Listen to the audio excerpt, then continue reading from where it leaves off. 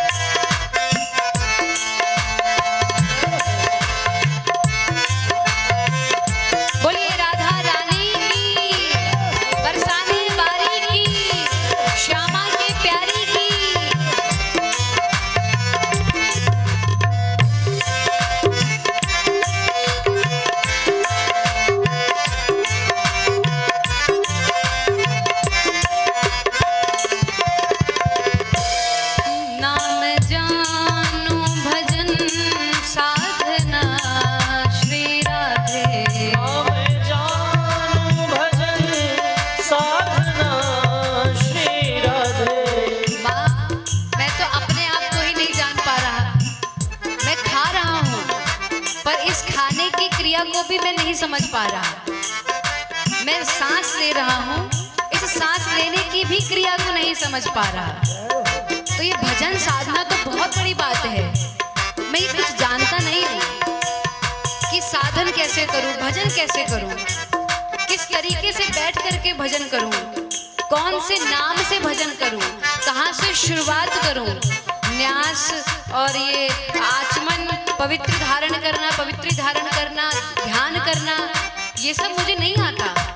तो मुझे आप कृपा करो कि मुझ मेरे ऊपर आपका वो प्रेम बरसे। नाम जानू भजन साधना श्री राधे।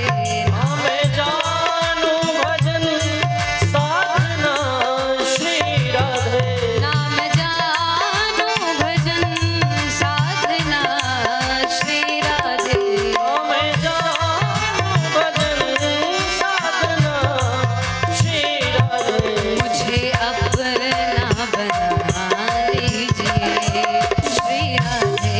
मुझे अपना बना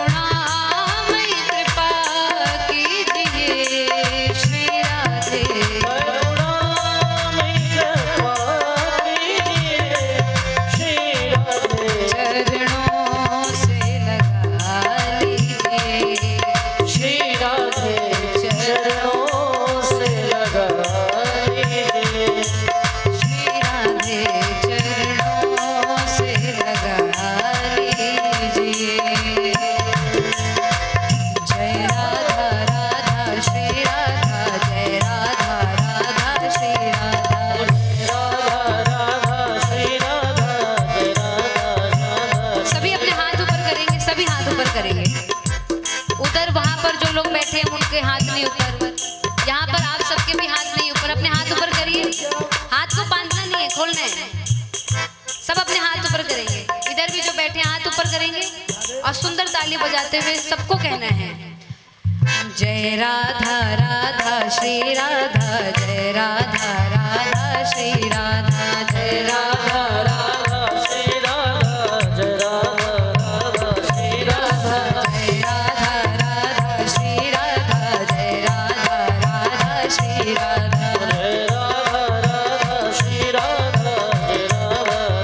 श्री राधा। करुणामय कृपा कीजिए श्री राधे, करुणामय कृपा कीजिए श्री राधे, करुणामय कृपा कीजिए श्री राधे, करुणामय कृपा कीजिए श्री राधे। चरणों से लगा लीजिए श्री राधे, चरणों से लगा लीजिए श्री राधे, चरणों से लगा लीजिए।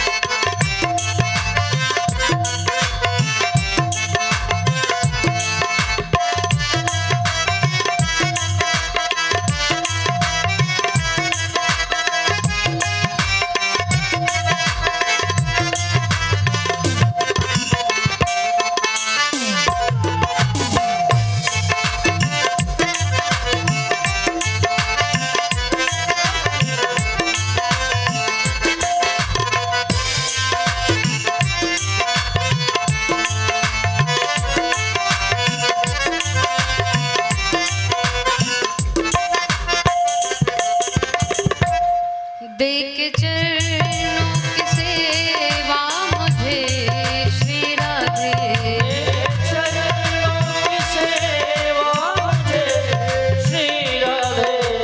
ये एक बात मुझे आप बताइए कि क्या आप सब एकदम ढीठ हो क्या?